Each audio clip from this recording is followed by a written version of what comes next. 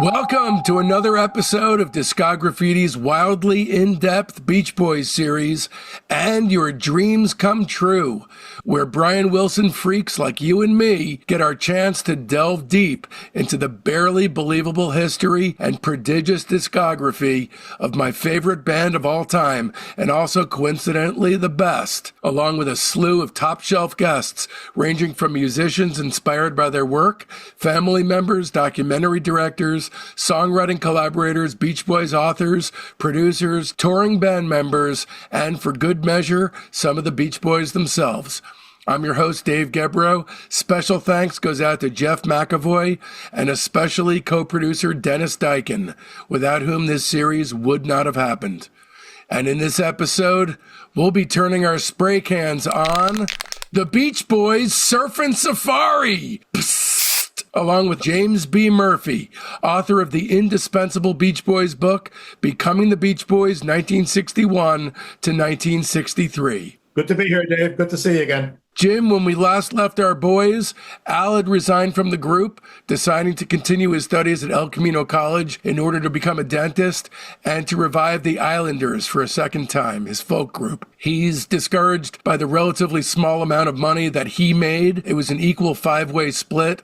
Everybody made $200, which, at the time must have seemed like they'd entered the big time, but certainly he could have made more money as a dentist. This is episode 2 of a huge series. Al Jardine is out of the group now, but thankfully, David Marks was not only right across the street from the Wilson brothers and played guitar, but he was learning from John Mouse, later John Walker, just like Carl Wilson. And David, who is only 13 years old at the time, joins the Beach Boys as their rhythm guitarist. However, he's not their first choice. Paul Johnson of the Bel Airs declines their offer before they ask David. Now, is this true? I think it is. I interviewed Paul Johnson. Johnson told me, and this is very unpopular in certain Beach Boys circles, Johnson said that he himself and all the other surf guitarists in that area at that time were surprised that they chose David Marks, that they could have had their pick of any other better guitarist. Johnson did not think much of David Marks. That's an unpopular thing. John Stebbins doesn't want to hear that. Marks doesn't want to hear it. But that's what Paul Johnson believes. He was not that good of a guitarist. He was a kid. He was an okay rhythm guitarist, chunky bar chords, things like that. He grew into becoming a great guitarist, but he was surprised and shocked that they went with him. When you spoke with Paul Johnson, why did he decline to join the group? I'm not so sure if that's true, to be honest with you. I'm trying to search my memory banks, and it goes back, a decade now. He might have been offered it, but, he was in the Bel Airs, and they had a pretty sizable hit with Mr. Moto, and he probably just wanted to do his own thing. If he was, in fact, offered a spot in the Beach Boys, I would bet my right arm on it that it was just like, no, it's okay. I got my own band. Why do I want to be backup guitar, second guitarist in your group when I can be the leader of my own band? Right. Okay, so let's talk about the very first big mess, amongst many, that Murray is going to cause for the group. Mid-March of 1962, Surfin' has gone off the charts, the local charts and the national charts. They don't have a follow-up record ready, although they've got Surfin' Safari and Surfer Girl in the can, so to speak. They're not ready to release those. They don't trust Kendrick's Records anymore because of the distribution problems with Surfin'. Also, they probably did not get the full royalties that they should have. So mid-March, they're floundering. They have nowhere to go. March 29th, 1962, Murray sends Hype Morgan a letter of intent and agreement, basically turning the Beach Boys over to the Morgans. We want you to produce their records. We want to give you 50% of their future revenue. We want you to take control of their career. Very shortly after March 29th, April 14th, Gary Usher persuades Brian to, get off the couch, basically. They're not going to come knocking on your door. We've got to get assertive and aggressive. They go into Western Recording Studio. They meet Chuck Britz for the first time, or Brian meets Chuck Britz. Britz is 34 years old, and he's a great engineer. Gary Usher is a major person, and Chuck Britz, even more important as far as I'm concerned. Sure. He becomes their main guy for the next 5 years. Yes. You know, the 4 demos that they record on this date, April 14th, which all go unreleased, Gary singing lead and the Beach Boys backing him, including number 1, which I believe at the time is called Visions. Yes. Okay, so number 1, I got to say, if you have never heard the Rachel and the Revolvers version of number 1, it is a haunting, astounding song. And what's so great about it, I think, is that the double entendre of being somebody's number 1 and Brian getting to the number 1 chart spot, and to have this haunting, yearning song about Brian's dreams and being able to taste that is just too delicious, a double entendre metaphor, to not be spellbound by this song every single time I listen to it. This is a crucial date. This sort of like locks in the team that he's going to need for the near future and with Chuck for the far future. And also during this time, somewhere in the spring of 62, Brian drops out of El Camino College and Dennis is expelled from Hawthorne High for fighting. 2 days after that April 14th session, again with Gary Usher at Western, we've got Surfin' Safari, 409, plus Judy, Their Hearts Were Full of Spring, and Lonely Sea.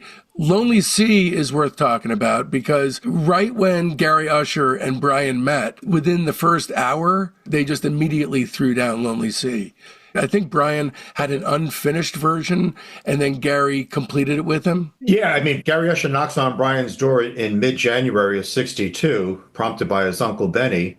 And they immediately hit it off. And within, I think, like a half an hour, they're right Lonely Sea. To me, that's just mind-blowing because this is a seed which, to me, the sort of ocean as depressive, lonely, expansive space that would find full root in, you know, songs like Till I Die, but that's just starting here. And it's almost like an afterthought that it happens.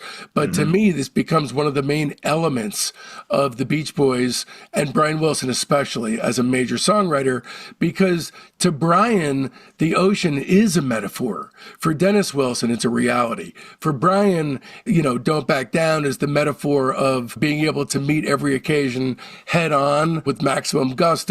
It's being all alone and that existential dread of being all alone and seeing the ocean in different ways because Brian basically didn't go in the water. Yeah, he was certainly not a surfer, you know.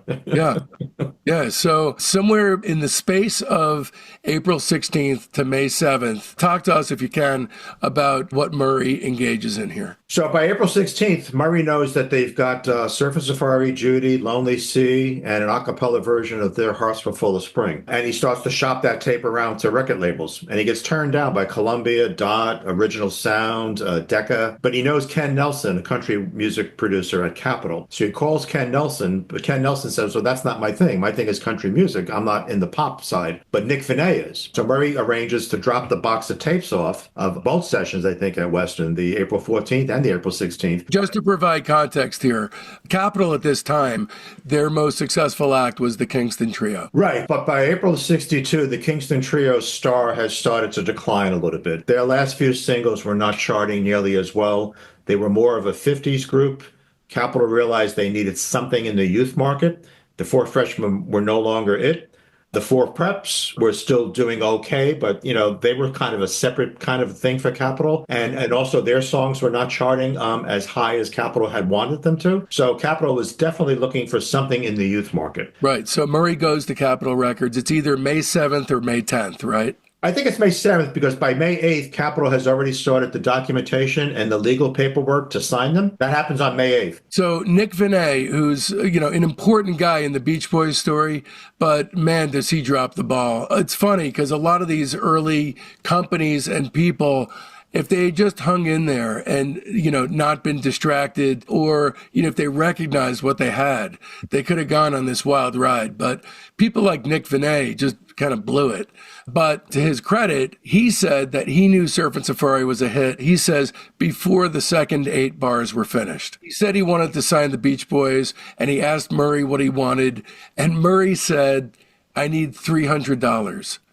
Vinay later said that he had the authority to sign them for $50,000. So Murray, to say that he blew that negotiation is a massive understatement. Is that correct? Well, I think Murray was a little bit out of his element dealing with a major record label like Capitol, primarily with the publishing. Vinay wanted to get the publishing. Everything in the music industry then and now is in the music publishing. It's not in the songwriting. It's not in the performance. It's in the publishing. That's where the real money is. Gary Usher knew that. Gary Usher had been around the block a few times already. He knew the pitfalls of the music industry. He knew that they wanted to have their own music publishing. Vinay tried to convince them to sign the publishing over to Capitol's in-house publishing company. And Gary Usher basically said, time out. We have our own publishing company, which was not even true at the time. Right. And Murray explodes on Gary Usher on the elevator ride down, saying, why'd you do that? You could have screwed the deal for us. And Gary was, no, you want to keep the publishing. Trust me.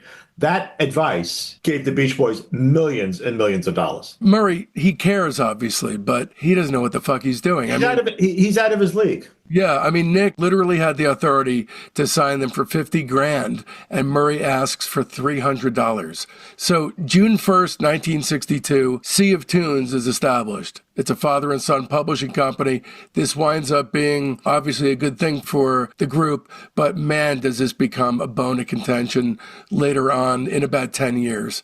June 4th, 1962, Capitol releases Surfin' Safari backed with 409 as the first Capitol release by the boys.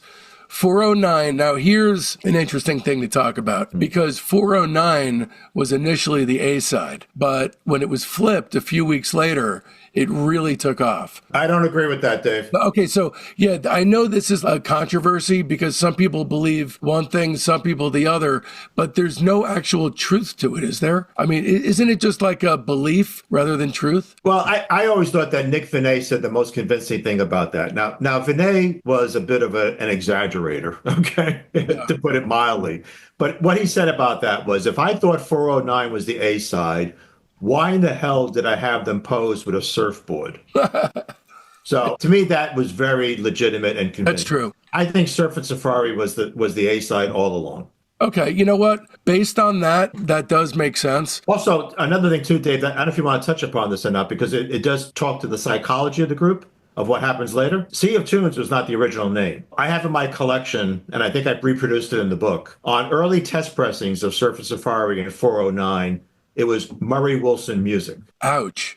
Oh, my God. Yeah, Sea of Tunes was not the original name. Oh, my God. In my collection, and it gets reproduced in the book, Murray Wilson Music is crossed off by someone with a pen, and it's written in Sea of Tunes. That's unbelievable. Somewhere the name gets changed. That's crazy. I really wish that there was some kind of tape available of the disagreement that inevitably happened when Brian found out about that. That is insane. All right, that concludes your free sneak peek into today's Patreon episode. If you want to hear the rest of it, just visit patreon.com/discograffiti and either purchase this podcast by itself for $4, or better yet, subscribe at the major tier and get access to Discograffiti's 4 weekly episodes.